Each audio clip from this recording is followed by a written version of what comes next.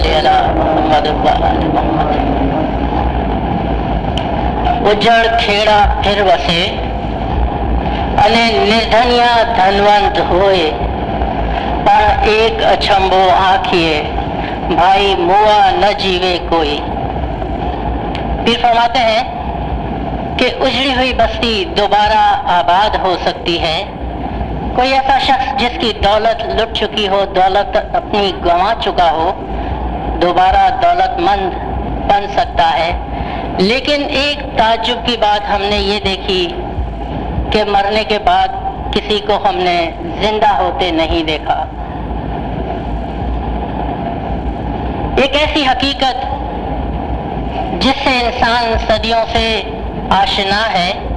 इंसान ने जब से शऊर की आंख खोली और अपने जैसे साथियों, दोस्तों, रिश्तेदारों, प्यारों को अपने से जुदा होते हुए देखा तो कुछ सवालात उसके जहन में आते रहे।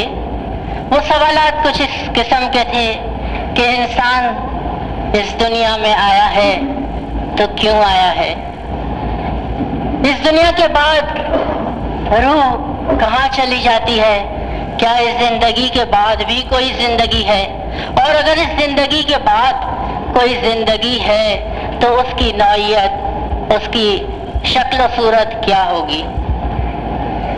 और हम तारीख में देखें, तहजीब का मुताला करें, सकाफत का मुताला करें तो इंसान चाहे जिस इलाके का हो, जिस तहजीब का हो, वहाँ ये बुनियादी सवालात मौजूद रहे हैं कि इस जिंदगी के बाद भी क्या कोई जिंदगी है। और हर एक का अपना अपना नजरिया है, अपना अपना ख्याल है। यहाँ चित्राल से करीब एक वादी है जिसको वादी कैलाश कहते हैं। कहते हैं ये अलेक्जेंडर द ग्रेट, सिकंदर आजम के साथ जो फौज आई थी यूनान से, और उसकी लश्कर के साथी यहाँ आबाद हो गए और एक बस्ती सी बन गई है इस वादी में, कैलाश के नाम से। वहाँ पर अगर आपका कभी जाने का इत्तेफाक हो तो कुछ ताबूत मिलते हैं, कॉफिन्स मिलते हैं जो खुले हुए हैं, और गाइड हमें बताते हैं वहाँ कि ये ताबूत उन लोगों के हैं और उसके अंदर नवादरात हुआ करते थे, सोने चांदी के बर्तन हुआ करते थे, रोजमर्रा जिंदगी की कामकाज की अशिया हुआ करती थी जो उस जमाने के लोग अपने मुर्दों के साथ दफन किया करते थे, क्योंकि उनका शायद ये ख्याल था कि इस जिंदगी के बाद भी जो जिंदगी है वहाँ इंसान को इन चीज़ों की ज़रूरत पड़ती है। ये एक नज़रिया है जो हमें मिलता है इस जिंदगी के बाद की जिंदगी का। हमारा भी एक नज़रिया है, कुरान का भी एक नज़रिया है, इस्लाम का भी एक नज़रिया है इस दुनिया की ज़िंदगी और उसके बाद आने वाली ज़िंदगी के।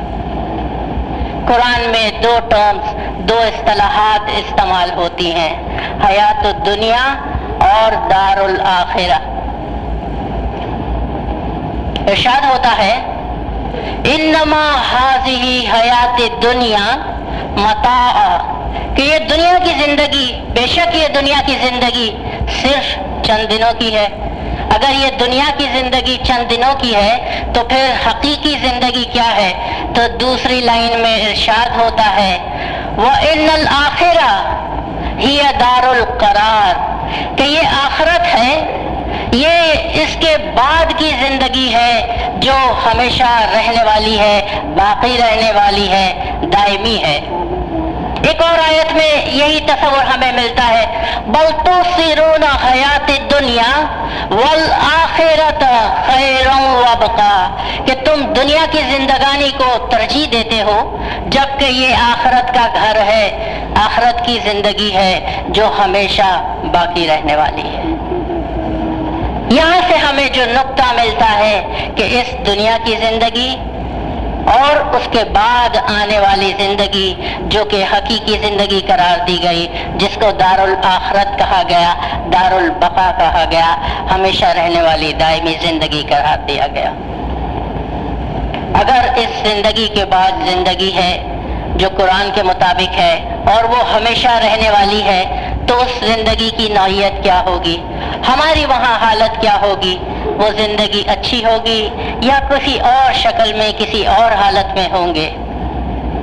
تو اس کا انحصار بالکل اسی طرح اس دنیا کی زندگی پر ہے کہ جس طرح ایک بیج بوتے ہیں ہم، فصل اگتی ہے، فصل کاٹی جاتی ہے، جس قسم کے بیج ہم نے بوئے ہوں گے، جو فصل ہم نے اگائی ہوگی، یقیناً اسی قسم کے پھل نکلیں گے۔ اور اسی لیے رسول اللہ کی حدیث میں دنیا کو ایک کھیتی سے تشبیہ دی گئی، اور دنیا مزارۃ الآخرہ، کہ دنیا آخرت کی کھیتی ہے، جو یہاں بوئیں گے اس کے مطابق اجر ہمیں آئندہ زندگی میں ملے گا۔ تو پھر یہ زندگی کس قسم کی ہونی چاہیے؟ یہاں ہمارے کام، ہمارے اعمال کس نوعیت کے ہونے چاہیے؟ اس کے لیے وقتاً فوقتاً ہمیں مختلف حوالوں سے یاد دہانی کرائی جاتی ہے، وارن کرایا جاتا ہے، ہوشیار کرایا جاتا ہے۔ قرآن پاک، کلام پاک میں صورتوں کی ایک قسم ہے جس کو مختلف کیٹیگریز میں کلام پاک کو ڈیوائڈ کرتے ہیں۔ صورتوں کی قرآن کی ایک کیٹیگری کہلاتی ہے انذار کی صورتیں۔ یہ وہ صورتیں ہیں جس میں انسان کو اس کے ایکشن کے کانسیکوینسز سے ڈرایا گیا ہے، ہوشیار کیا گیا ہے، وارن کیا گیا ہے۔ نبی پر آئیں تو نبیوں کے مختلف نام ہیں، جس میں سے ایک لقب النذیر کا ہے، یعنی ہوشیار کرنے والا، وارن کرنے والا، ڈرانے والا۔ یا ایھا النبی انا ارسلناک شاہدا ومبشرا ونذیر، کہ بے شک اے نبی ہم نے تمہیں گواہ، شاہد بنا کر بھیجا، بشارت دینے والا، خوشخبری دینے والا بنا کر بھیجا، اور نذیر، ڈرانے والا بنا کر بھیجا، ہوشیار کرنا۔ گنانوں کی طرف آئیں تو ہمیں اس قسم کے مختلف گنان ملتے ہیں۔ مومن چیتاونی، چیتو رکھی سرو، جو ہم اپنے ڈیلی جماعت خانے کی رسومات کے دوران بھی ادا کرتے ہیں۔ اب اس ڈرانے میں، اس ڈرانے کا مقصد کیا ہو سکتا ہے؟ یقیناً یہ لوگوں کو خوف زدہ کرنے کے لیے نہیں ہے، بلکہ اس کے اندر بھی ایک شفقت ہے، ایک افیکشن ہے، ایک کیئرنگ ایٹیٹیوڈ ہے۔ ہم اس کو ایک مثال کی مدد سے سمجھنے کی کوشش کرتے ہیں۔ ماں اگر بچے سے یہ کہتی ہے کہ ہاتھ چھڑا کر سڑک پر مت بھاگو، کچھ لے جاؤ گے، تو اس کا مقصد ہرگز یہ نہیں ہوتا کہ بچے کو خوف زدہ کیا جائے، دہشت زدہ کیا جائے، بلکہ اس کے اندر اس کا پیار جھلکتا ہے، کیونکہ وہ اس کے نقصان میں، بچے کے نقصان میں وہ اپنا نقصان دیکھتی ہے۔ دوسری مثال ہم کسی فزیشین کی لے سکتے ہیں، ڈاکٹر کی لے سکتے ہیں۔ کوئی پیشنٹ ہو ہارٹ کا یا کسی بیماری کا، ڈاکٹر کے پاس جائیں، ڈاکٹر ایک لسٹ ہاتھ میں تھما دیتا ہے، آپ کو یہ نہیں کرنا ہے، یہ نہیں کھانا ہے، وہ نہیں کھانا ہے، یہ کریں گے تو ایسا ہوگا، ایکسرسائز نہیں کریں گے تو ہو سکتا ہے آپ کی طبیعت اور خراب ہو، آپ کو موت بھی واقع ہو سکتی ہے۔ اب ان تمام باتوں کا مقصد پیشنٹ کو خدا نخواستہ ڈرانا، دھمکانا نہیں ہوتا، بلکہ اس کا مقصد ایک بہتری کی طرف ایک قدم اٹھانا ہوتا ہے۔ تو گنانوں کے حوالے سے بھی اسی قسم کا لٹریچر ملتا ہے۔ پیر صدر دین کا ایک چھوٹا سا گنان، چیت چیت بانا، جو ہم اکثر دہراتے ہیں، سنتے ہیں، آج اس کو موضوع بناتے ہوئے ہم یہ دیکھنے کی کوشش کرتے ہیں کہ اس زندگی کو اگر عارضی کہا گیا، اگر وقتی کہا گیا، تو وہ کون سے کام ہیں جو ہم یہاں کر جائیں، اور آخرت کی زندگی جو دائمی زندگی قرار دی گئی، اس میں ہم اپنے لیے ایک بہتر پوزیشن، بہتر جگہ کو حاصل کر سکیں۔ تو اسی گنان کو بنیاد بناتے ہوئے ہم اپنی گفتگو کو مزید آگے بڑھائیں گے۔ گنان کا پہلا پارٹ شروع ہوتا ہے، ہو جی رے بھائی رے چیت چیت بانا من چنچل کری چیت، جب لگ گھٹ ماہے سانس بھاؤ ہوا پر بھکتی نہ ہوئی، جیوڑو اٹھی چالیو نراش۔ بہت ہی پیاری اور سمپل زبان میں بیان کرتے ہیں کہ اے میرے دوست، اے میرے بھائی، اے میرے ساتھی، ذرا غور سے اپنے دل کو نرم کر کے اس بات پہ غور کرو، اور جب تک تمہاری سانس کا بندھن چل رہا ہے، جب تک یہ سانس کی ڈوری جاری ہے، اس بات پہ غور کرو کہ بھاؤ ہوا پر بھکتی نہ ہوئی، جیوڑو اٹھی چالیو نراش، کہ اگر تمہارے دل میں محبت ہے لیکن بھکتی نہیں ہے، عبادت بندگی نہیں ہے، تو تمہارا جیو، تمہاری روح یہاں سے مایوس لوٹے گی۔ اب یہ پہلے پارٹ میں اگر ہم دیکھیں تو دو تھیم ہمارے سامنے آتے ہیں. جب لگ گھٹ ماہے سانس، کہ جب تک یہ زندگی ہے تمہاری سانس کا آنا جانا ہے، اس وقت تک وون ہو جاؤ، ہوشیار ہو جاؤ. ہمیں یہ زندگی بڑی طویل لگتی ہے کہ بہت وقت ہے ہمارے پاس. نہیں، بہت وقت نہیں ہے ہمارے پاس. جو سانس ہم لے چکے اس پر ہمارا اختیار نہیں، جو سانس آئے گی اس کا ہمارے پر اختیار نہیں. جو سانس ہم نے اندر لی ہمیں نہیں معلوم کہ وہ سانس، وہ پل واپس آتا ہے یا نہیں آتا. افریقہ میں امام زمان نے ملاقات کے وقت فرمایا تھا، یاد رکھیں آپ میں سے جو نوجوان ہیں، آپ کی عمر 40، 50، انشاءاللہ 70، 80، 90 سال کی ہو سکتی ہے، لیکن آپ کی زندگی بہت ہی مختصر ہے. آپ کی زندگیاں بہت ہی مختصر ہیں. امام اس کو دہراتے ہیں. اب یہاں اس میسج کو لینے کا مقصد کیا ہو سکتا ہے؟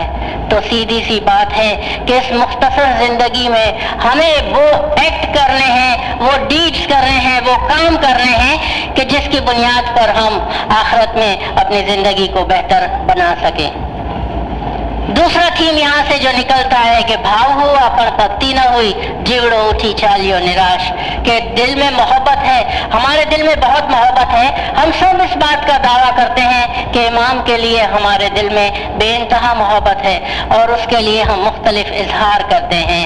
ہم سفرہ لاتے ہیں، ہم ڈونیشنز دیتے ہیں، ہم والنٹری سروس کرتے ہیں، اپنی خدمات پیش کرتے ہیں. یہ سب ہماری بھاونا ہے، امام کے لیے ہماری چاہت کا اظہار ہے. لیکن پیر ساتھ ساتھ ایک اور بات کہتے ہیں کہ یہ سب چیزیں یقیناً اچھی ہیں، یقیناً ان کا اجر ملے گا، لیکن بھاؤ ہوا پر بھکتی نہ ہوئی. لیکن اس کے ساتھ اگر ہم نے اسپریچول ریسپانسبلٹی کو پورا نہیں کیا، اپنی روحانی ذمہ داریوں کو پورا نہیں کیا، تو جیوڑو اٹھی نے چالیو نراش. پیرنا بودھ گنان وچاری جینے،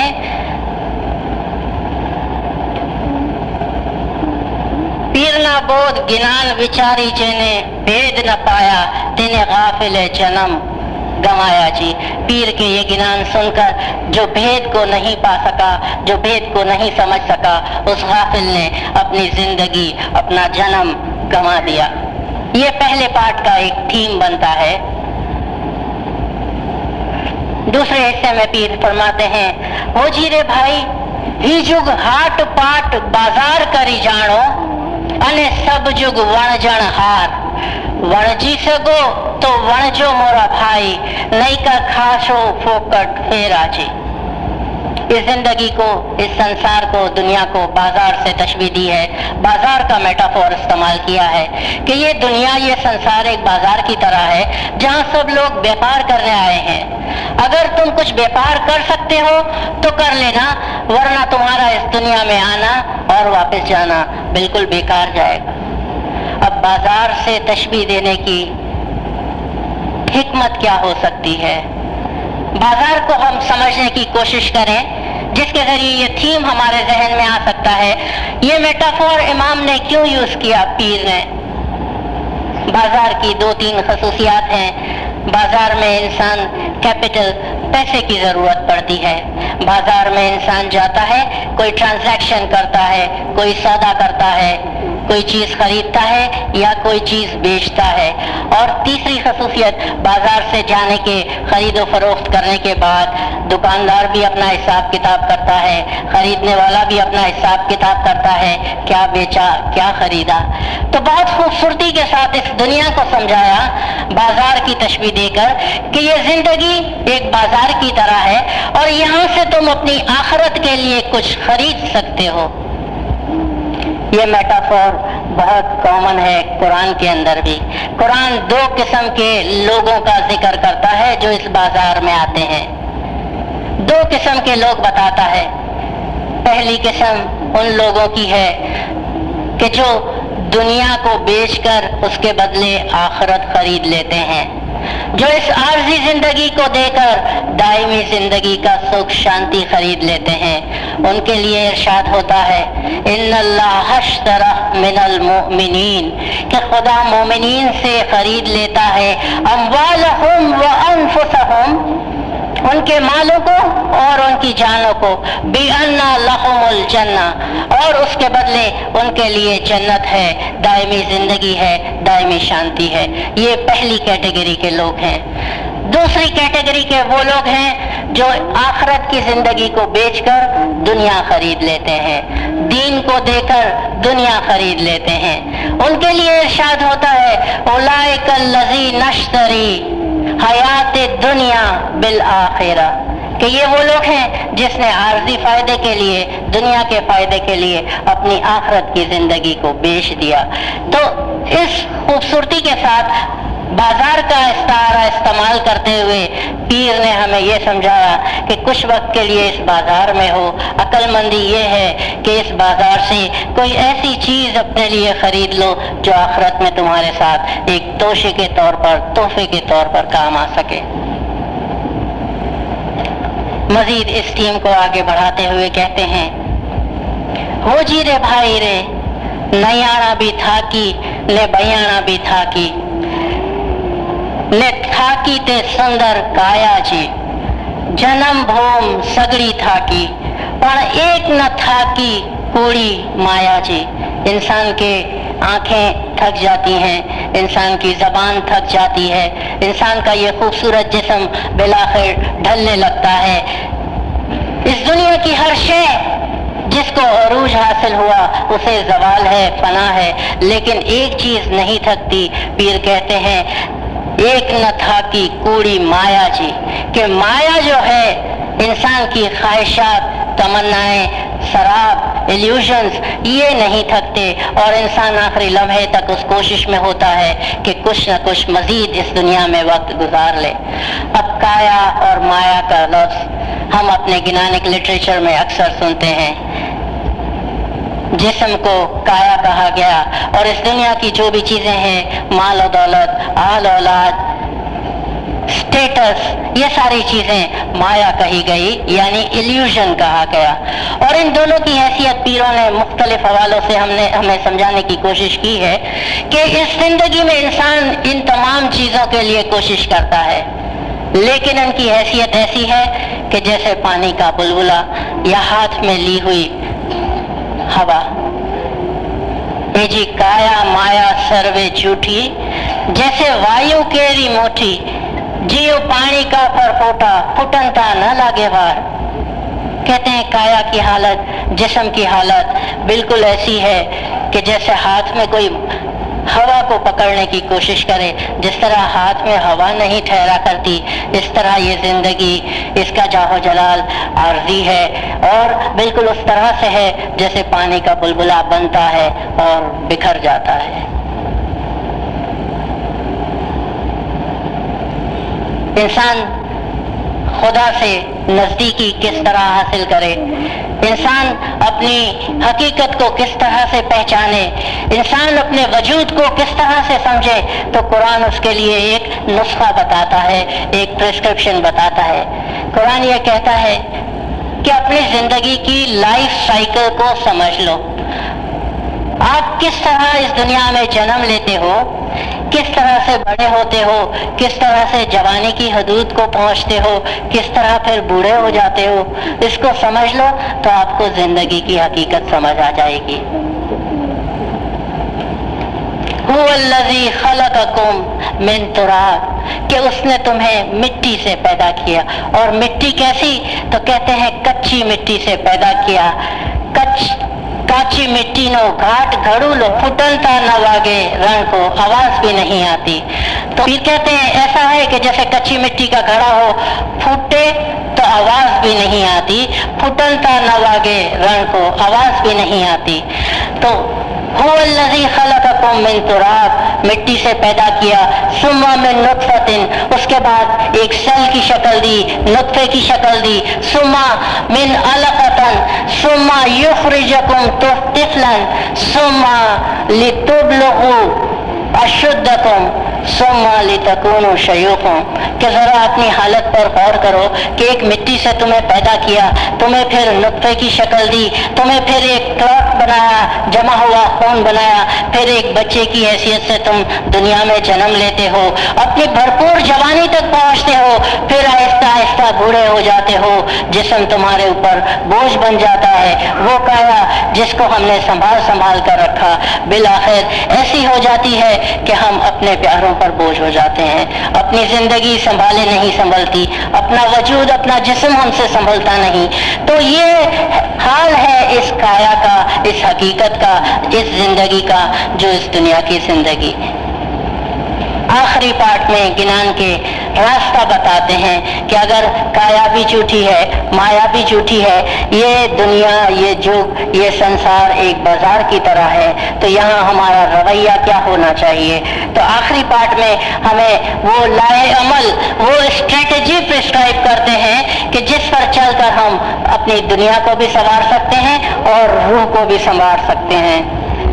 इरशाद होता है, फौजी रे भाई रे अपना स्वामी जी ने साचो करीस रेवो अने दिल माए विश्वास आणो जी, बणे पीर सदर दिन कभी न हारो, जो जोई जोई पासा ढाड़ो जी। दो प्रिंसिपल्स यहाँ बयान होते हैं,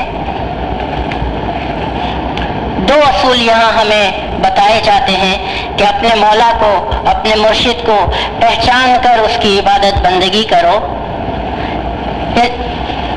जानना एक चीज होती है, पहचानना उससे मुख्तलिफ चीज होती है। यानी अपने मौला की, मुर्शिद की हकीकी शनाख्त को दिल में रखकर और उस पर अपना ईमान मजबूत करो।